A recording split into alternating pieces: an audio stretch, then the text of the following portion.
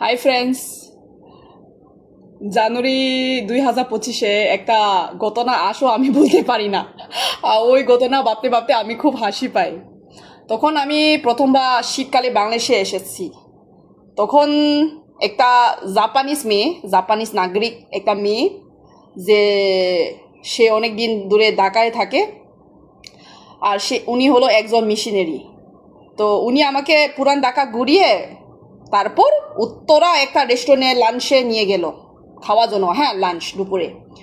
তো খাইতে খাইতে আমি সুবিধাজনক, কারণ খাওয়ার সময় না, আমি ওনা ওনা একটু খুললাম, তাহলে রেখে দিছে সাইডে।